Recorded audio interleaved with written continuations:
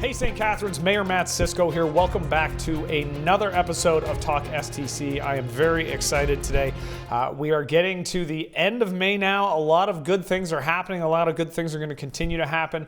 I keep talking about it, I know, but it's because Folk Arts Festival makes me so excited. A quick shout out to my friends at the Armenian Community Center. Always a good show with them.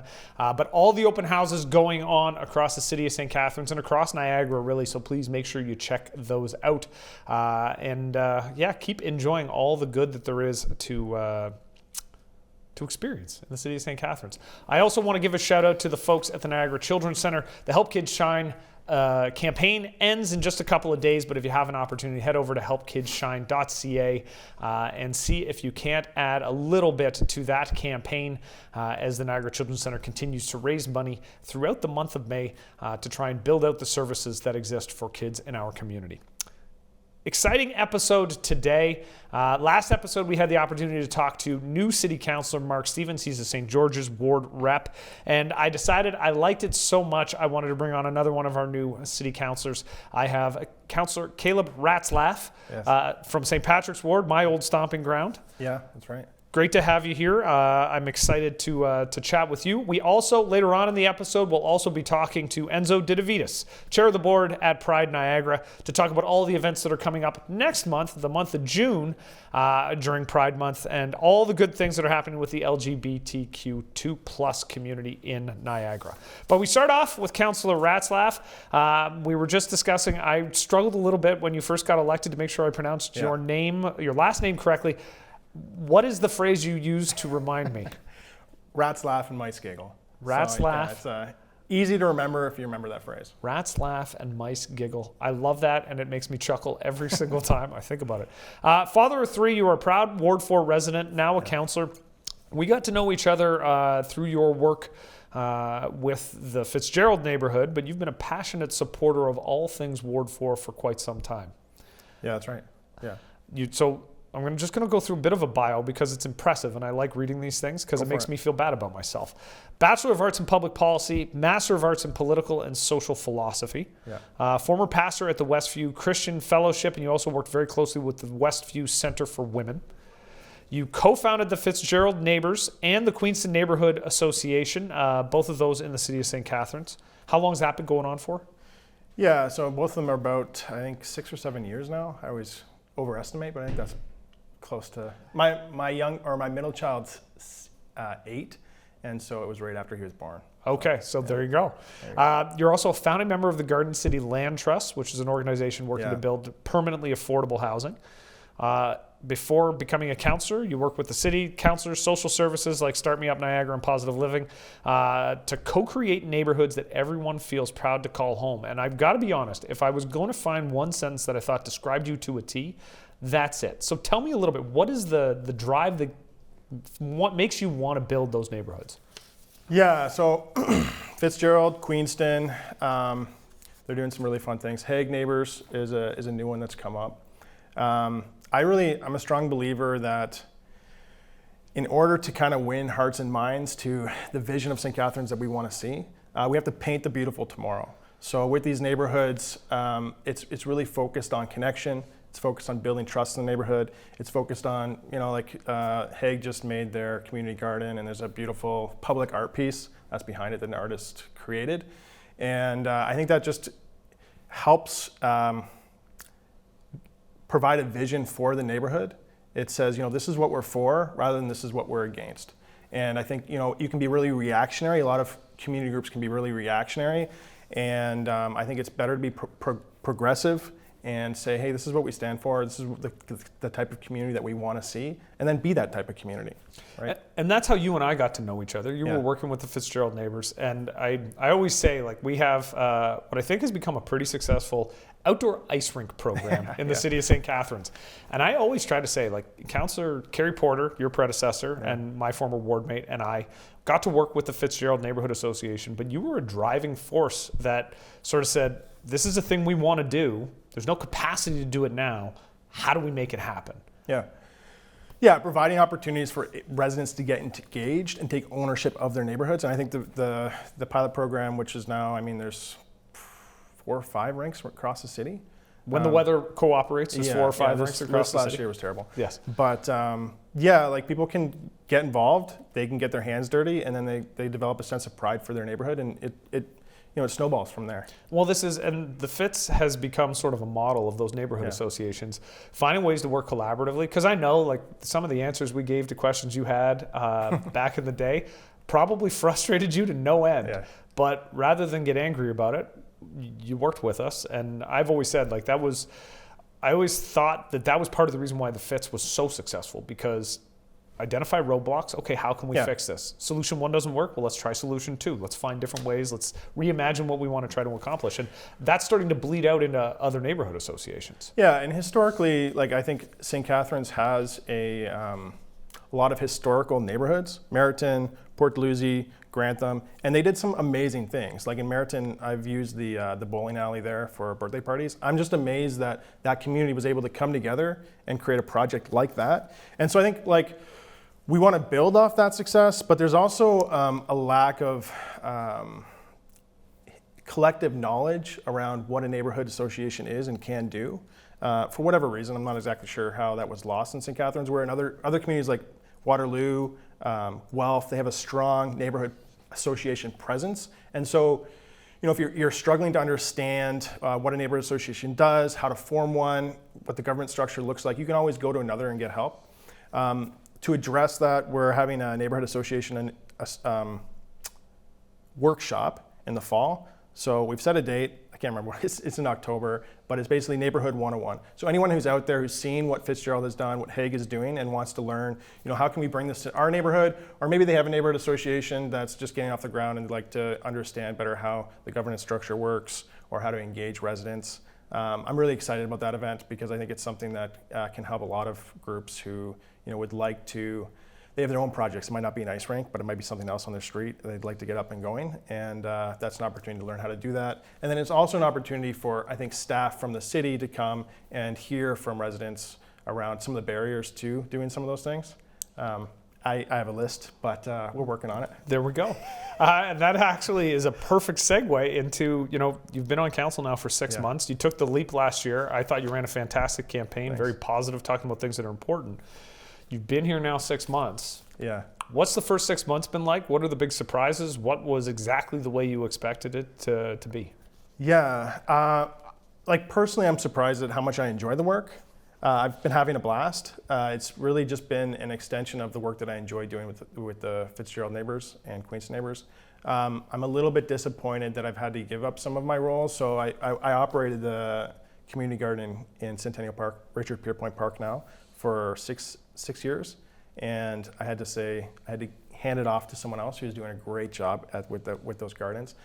So that was something, it's a lot of work, and so some of the volunteer things that you were engaged in, you kind of have to realize, I got to let these things go. Yeah. And that's not a bad thing. Like I think it's always, one of the things that I've always said is a sign of success for a neighborhood association or any association like that is if you can pass the reins on to the next person, not necessarily the next generation, but like someone else in the neighborhood can step up and take the reins. I think that's a sign of success.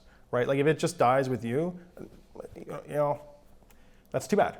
Yeah. It should be able to continue beyond the person who or the people who started it. Because I didn't start these by myself. I started with the community. Yeah, and I think it demonstrates good mentorship as well. You're being careful to make sure that it's not about you, it's about what you're trying to accomplish, and you're bringing people along with that and sort of showing them the ropes so that knowledge doesn't get lost. Because to your point, sometimes knowledge does get lost in the community, and with neighborhood associations, it's easy to see how they can turn into something which isn't nearly as effective if you lose that, I call it institutional knowledge, right? People who know the ropes and understand how to get things done and know how to collaborate. So kudos to you for that. I will sympathize as well. You get into certain roles and the things that you enjoy doing, for me it was coaching. You kind of have to step away, but there's a broader good. Yeah, and other things are filling those gaps. At the city, one of the challenges that I've really enjoyed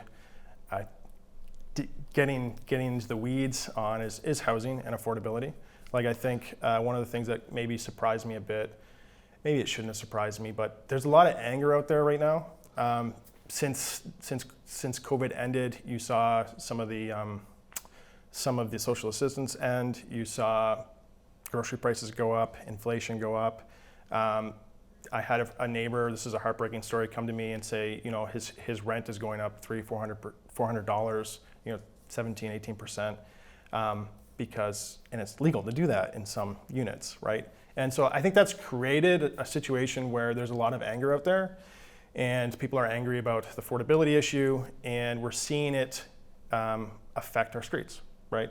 Like if you're already someone who's been struggling with mental health, if you're already someone who's on the cusp, those types of pressures can have a big impact on your life. And in a city like St. Catharines, you end up seeing that very visibly in those situations where the most vulnerable are the most affected by that reality. And I've been a little bit surprised by the level of anger that's in our community right now. And it's justifiable, right? Like, I think we live in a community that should be able to care for those with mental health issues. We should be able to house everyone, and it's frustrating. Yeah, and it's something that you and I have talked a lot about, and it's become a much bigger issue over the last couple of months. We've seen the temporary shelter that we had available close. And in terms of, recognizing the short-term need and the medium-term need, I think we have good long-term plans. We've all subscribed to this idea of housing first, which we've seen work, but we need those short and medium-term pieces in place. And the simple truth, and I know you recognize this, but it's something I try to make sure the community understands. The city is the one level of government that doesn't actually have direct responsibility in this area, which seems kind of wacky to me because we deal with it on a day-to-day basis.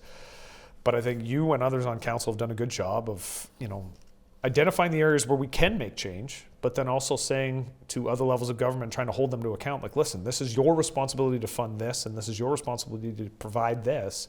That's got to happen, because the only way we deal with that anger is putting in place the housing that is required and the services, the wraparound services that people need to deal with whatever has caused the anger in the first place. Yeah, we have enough housing, we have enough wealth, we have enough food for everyone to live a lifestyle that they deserve, right? And I guess we need political leadership to make tough decisions, and I know that you're willing to make those tough decisions. I hope council is. Like you said, we need a permanent shelter. We need supportive housing. We need bridge housing. We need, I require supportive housing to make it through many stages in my own life. I owe my in-laws some money because they helped cover a few gaps that we had with our finances, right? Supportive housing is necessary for our society to function well. And it's just a matter of how does the city partner with the region and higher levels of government to bring that to St. Catharines. And that's really what I'd like to see happen in this term, bring some of that housing that we desperately need to St. Catharines so that we can address some of that frustration that's legitimate. Yeah. And Councillor Ratzlaff, we are going to have to wrap things up here. Perfect. I will tell you, though, I'm sitting here thinking we need to do a full episode, you, me, a couple of other people, and just talk housing and talk about what is necessary. Be happy to do that. Caleb, thank you so much for joining us today. Thanks for having me, Matt. Folks, stick around. Coming up next, we're going to have Enzo De Divitiis of Pride Niagara. talkSTC. We'll be right back.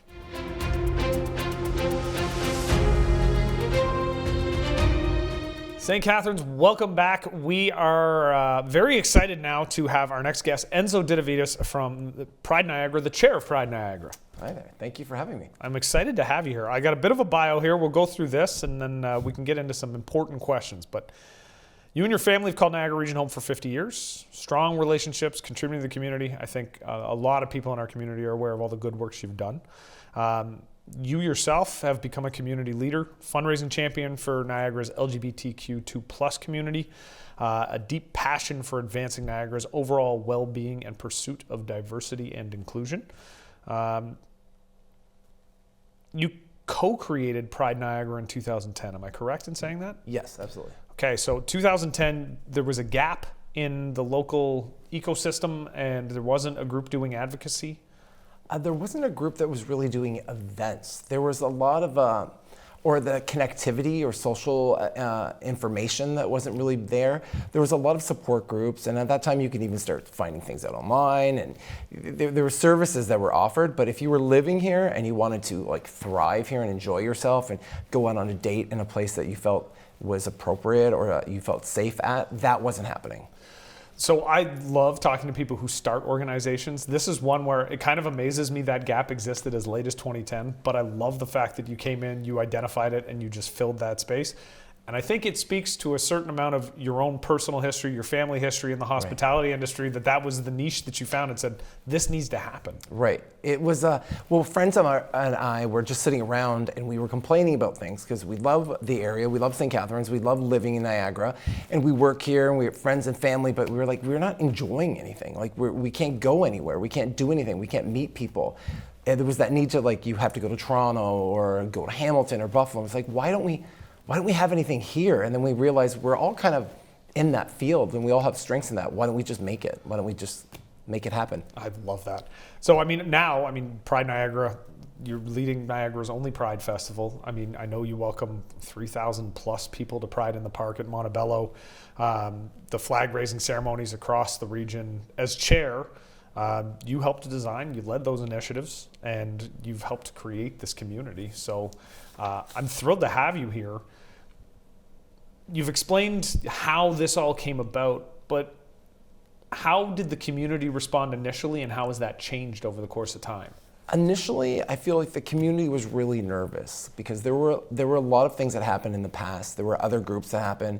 There were nightclubs in the area and that were great, and they felt that need because it's more of a community center than it is a nightclub when it's part of the queer community. But they happened. They were some were longer runs, some were shorter runs. So the community was a little bit nervous, but they felt the need too, because nobody necessarily wants to leave St. Catharines. We want to be in Niagara, but there wasn't a chance to thrive and enjoy ourselves. So they were really excited to see this happening.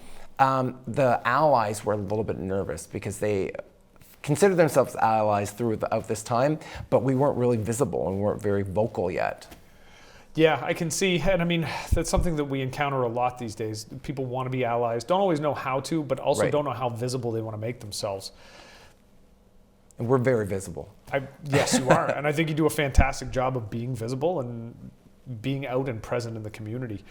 The challenges, though, that you may face now are different from 2010. How have the challenges changed over the course of the last 13 years? For example, when we started in 2010 and we did our first Pride in the Park, we had to pay food vendors to show up. We had to beg vendors to participate. We had to sign waivers saying if they didn't make their money back that we'd reimburse them. Everything was like convincing people that don't worry, this will work. People will want to be this because they know they have like gay friends in Niagara. They work with Gay Joe or so-and-so and this person, and they've always been really nice, and they've never spoke up at work or at home or in a social environment saying, hey, I would love a big event. I would love something downtown. I would love something visible. So the fact that we were saying, yeah, people want this, our community wants this, we want this, they were nervous. They didn't think that was true. So now I think we have about 60 plus vendors. But in the beginning, we were begging people to do it. We had to actually pay food vendors to participate. Yeah, I don't imagine that anybody's looking at something like Pride in the Park and going, man, I wonder if I'm going to make my money back on this one. Like, right. It seems to me this is because I've said that, and you and I have had this conversation, like the Pride Month and the events that come around it, like those are major economic drivers. Like they bring absolutely. people to the community. And just looking at it purely in those terms, I find it kind of humorous thinking back that, just 13 years ago, people were worried if they could make their money. Like, no, you're going to make your money. Don't worry about that. Absolutely. The extension of the benefit is that you're also going to be supporting a community that needs support. But we see that now. So the challenges now are different. Like, what sort of challenges do you face now as an organization? Now they're definitely different. Now that we opened up this visibility can and we're saying that we're here, we want things in the city, now there's a lot of filtering out who is an actual ally and whose intent is to better the community and whose intent is to tokenize and financially gain and then discard us after that week or the month. Yeah. That's always been a thing in the community, but not necessarily here in Niagara because we weren't visible. So they just assumed that we didn't want anything because we didn't ask for anything. We didn't stand up. We didn't plan anything, but of that size. Because there has been other events. They just haven't been as visible. So now it's like filtering through people's intentions and seeing, are they going to be a partner and an ally all year, because we're here all year. And that's a big part of it, right? How authentic are people and how willing are they to continue to be allies when the cameras are off, when people aren't paying close attention like they are during the month of June? Exactly. So with Pride Niagara, you know, you've seen the evolution over the last 13 years of the 2S LGBTQ community in St. Catharines and Niagara. How's that developed? How have things changed for the community as a whole? Just the fact that the visibility of it now, we're part of the conversation. So municipalities are talking about like having events for the community. They're talking about diversity boards. They're talking about having businesses going through training and having programming that's for the community. You can go downtown now and you see pride flags in the window and stickers and things like that that you wouldn't see ever before. Like I grew up in this area. I can't imagine that 13 years ago, 15 years ago, or walking downtown and walking by Mate Cafe and seeing a pride flag in the window all year. Yeah. Like me seeing that makes me happy. That makes me smile. And I know like 15 years ago, that was not something that I'd ever expect to see here. I would expect that I have to go to Toronto to see that. Well, that's great to hear the development for the community, and I think that's important. And you mentioned Mate Cafe, and I don't know if it's still there because they've done a lot of renovations through COVID, but they had their big chalkboard with all of the different meetings that were going on, and they were very clear and happy to sort of say to the community, like, listen, we are going to be a space where different groups, gay men meet up, you know, different 2S LGBTQ groups are going to come and they're going to meet here. And it's all communities that are there all the time. And that's, I think, the biggest thing that's happened now, that visibility. Because once you're visible and you say you're an ally and you prove it because you're actually doing something, there's kind of, it's hard to step back from that. Yeah. So, and the people hold you accountable once they've seen that you're supporting these communities, which is brilliant. And that's what we need to do. We need to see that. So then I guess my question for you is, you started as an event company, right? Trying to create an event space. But that's pretty clearly led into activism, which may not have been the original intention. But what does that activism look like for you as the chair and for the organization? Visibility and a voice. Those are the two big things. And we acknowledge, but at the same time, we're holding everyone accountable. Yeah. There wasn't a lot of that. Like there was a lot of support groups in the area, and there's a lot of services that are being offered, and explaining the access to them. But the actual visibility, going out there, speaking to politicians, going to different municipalities and saying, oh, so you don't have a pride flag. Why is there no pride flag? Why don't we get that up? Let's plan that. Holding them accountable when they say, oh, we didn't know it's International Pride Month. Is this something new? We didn't know you sent a request in. Because when we send a request into a municipality asking them to put the flag up, we don't send it to one person or two people or three people. We do 6 and 8 councillors. We do absolutely everyone, because we're holding every single person accountable if that flag doesn't go up. There was municipalities that didn't have policies of even having a flag or a flag pole. Yeah. Those things, the visibility and accountability. So on that activist piece, like how much, I mean, I can imagine if you go back 13 years ago, I could imagine there being a lot of pushback, you know, struggling, and you've sort of explained, you know, the way it was dealing with businesses and getting people to come to the park. Right. Are you still experiencing that kind of pushback, or has this just become a part of the overall landscape and fabric of the Niagara community? And like, where does the pushback, is there still coming, and what does it look like? Unfortunately, there still is a pushback. It's kind of like once you start the conversation and you have all these voices in there, which is great because you hear more opinions and more views. They're not always all good, of course. Yeah. So we still get pushed back. We still get venues saying, no, thanks for offering, we don't want to do something here. Or we don't want to make that donation. Or we've had people that made a very small donation, and then when we try to follow them up with the accountability, the acknowledgement factor of it, and we want to advertise that they're supporting us and they're here and this is what they've done to help make a change, they say no thank you. So at that time we say, well then no thank you as well. I will say I love that policy, because allyship is supposed to mean like not just being supportive, but standing up and being supportive next to you, not from the shadows, not from behind, not from saying nice things. It's supposed to be like standing there and doing the thing with you. Right, it's the accountability and the visibility, and it's an ongoing process. It isn't just here you get a sticker or you did something well this year. It's an ongoing process and education. Things continuously change. So an ally has to continuously change and listen to those to the people, that the marginalized groups that need that support. Yeah, no, that's the one thing that I've learned a lot about over the last couple of years is when it comes to allyship, a lot of times it just means shut up and listen. Right, Shut up and exactly. listen, because you need to understand what's needed to help move the cause forward, whatever the cause may be. Exactly. So we got serious there for a second. Let's go back to the fun of Pride All Month. Tell me a little bit, what sort of, you've got a full slate of events going on. What sort of stuff is happening? What can people get involved with? It all starts on May 27th Yep. at the Meridian Center downtown. We have our kickoff party. That's where we elect, we necessarily have like a pageant competition where we find our new Pride ambassadors for Yep. the year. And that person serves as the face of Pride. And they go to our events, they go to the ribbon cuttings. They're just there being extremely, extremely visible and having fun. So this year, I think we have 5 contestants doing that. And we also have our headlining performer is from RuPaul Drag Race, Yep. Detox. So that's just a big, huge dance party, 19 plus, a fun time for everybody just to kick off the Pride. Then we go into our flag raisings on the Monday, and it is in every municipality. Every municipality. Every municipality. I love it. So Yeah. whatever pushback was there, we're pushing it back. Exactly. COVID is when it pretty much ended of the pushbacks of having the flags up. Okay. Now, does every councillor and every person like that or participate? Not so much, but that's okay because they get to look at the flag for the entire Pride Week.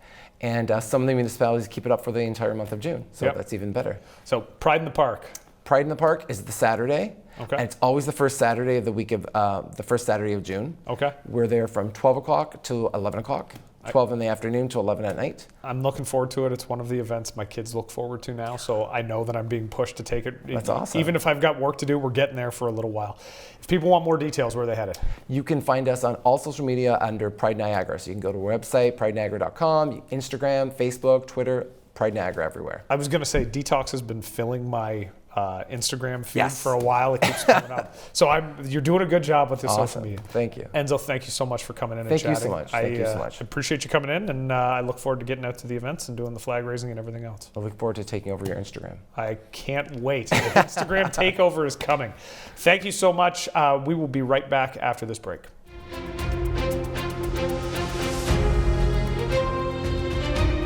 St. Catharines, thank you for joining me on another episode of talkSTC. I want to throw out a big thanks to Councillor Caleb Ratzlaff, our St. Patrick's Ward Councillor, for coming in, talking about issues, and we're going to have him back to talk housing, along with some other well-placed folks in the community. I also want to thank Enzo De Divitiis of Pride Niagara.